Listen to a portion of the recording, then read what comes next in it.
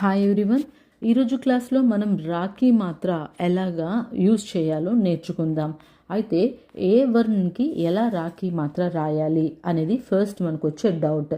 So first point ఇక్కడ మీరు గుర్తుపెట్టుకోండి, ఏదైనా సరే వర్ణ కింద మనం స్లాంటింగ్ లైన్లా రాసినా లేదా ఏదైనా వర్ణ కింద ఆపోజిట్ వి లాగా రాసినా దాన్ని పదేన్కి మాత్ర అంటారు.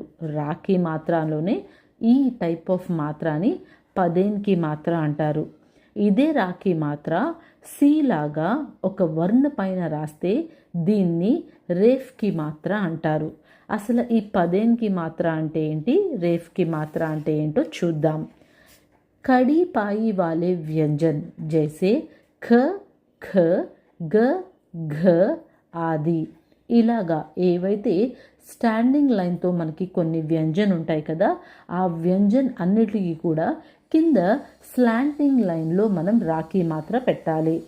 పదేన్కి మాత్ర వర్ణకే నీచే లగాయా జాతా హే. సో ఎప్పుడు కూడా స్లాంట్ లైన్ లాగా పెట్టాలన్నా ఆపోజిట్ వి లాగా రాయాలన్నా రాఖీ మాత్ర అది ఎప్పుడు వర్ణకి కిందే ఉంటుంది. ఫర్ ఎగ్జాంపుల్ క్రమ్. క్రమ్ అనే శబ్ద చూడండి, క ప్లస్ ర ప్లస్ మా, క్రమ్. సో ఇక్కడ క్రమ్ ఖ సౌండ్ కింద రాఖీ మాత్ర వస్తుంది.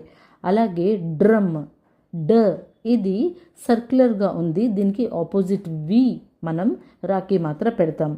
ఢ ప్లస్ ర ప్లస్ మా, డ్రమ్. సో దీనికి ఆపోజిట్ వి లాగా మనం రాఖీ మాత్ర పెట్టాలి. వర్ణ ఆదా హోతా హే లేకిన్ రా పూరా హోతా హే. మీరు ఇక్కడ శబ్ద ఎగ్జాంపుల్ తీసుకోండి, క్రమ్, డ్రమ్. ఇది ఇక్కడ అబ్జర్వ్ చేస్తే మీరు ఉచ్చారణ చేసేటప్పుడు కాని హాఫే పలుకుతున్నాం, కానీ రాని మాత్రం మనం ఫుల్గా పలుకుతున్నాం. ఓకే, ఇది మీరు ఒకటి గుర్తుపెట్టుకోండి.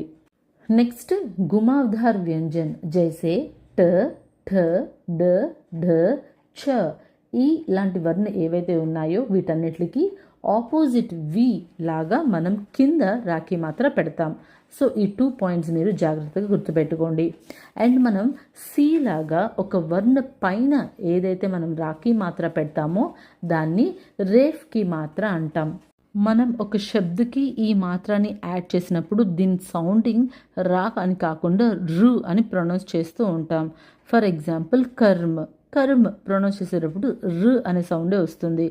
గర్మీ, గర్మీ, ర, గర్మీ అనే సౌండ్ చేస్తున్నా సరే మనకి రు అనే సౌండ్ వస్తుంది.